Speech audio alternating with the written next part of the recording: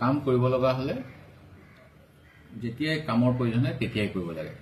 যেনেকৈ নৰিয়া পাতিৰে লাচিত বৰফুকনে দৈৱজ্ঞৰ কথা নুশুনি যুদ্ধ কৰি মোগলক পৰাস্ত কৰিছিল নৰিয়া দেশে।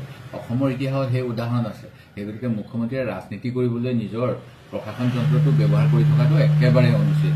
কাৰণ মুখ্যমন্ত্ৰীয়ে আগতেই আমাক কৈছিল 10 ছেপ্টেম্বৰৰ দিনাখন SIT ৰিপৰ্টটো আমি পাম।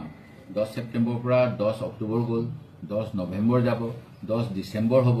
তাৰপিছতো তেওঁ সেই একেখন ৰেকৰ্ড বজাই আমাৰ দলৰ সভাপতিজনক পাকিস্তানৰ এজেণ্ট বুলি মানুহৰ মনত এটা ভুল ধাৰণা দিবলৈ যিটো চেষ্টা কৰি আছে, এইটো এটা অপচেষ্টা। আৰু মই ভাবো গৌৰৱ গগৈ ডাঙৰীয়াও যথেষ্ট সহজভাৱে লৈছে কথাখিনি।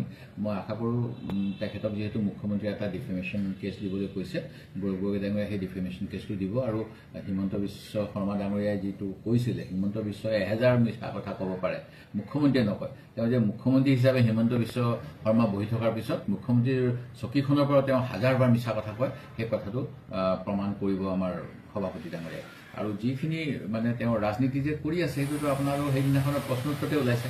তেখেতে কৈছে মইতো ৰাজনীতি জনা মানুহ, মই কেতিয়া কি দিব লাগে মই দিম। সেই গতিকে তেওঁ জুবিন গাৰ্গৰ হত্যাকাণ্ড বুলি দুবাৰ ক'লে।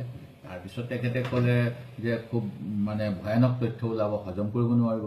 যোৱাকালিও তেনেকুৱা কথা কৈছে যে মানে শান্তি নাপামে তেওঁৰ কথাখিনি জানিলে। এইবিলাক তেওঁ কিয় কৈ আমাৰ মানুহবিলাকৰ মনবিলাক বেয়া কৰি আছে।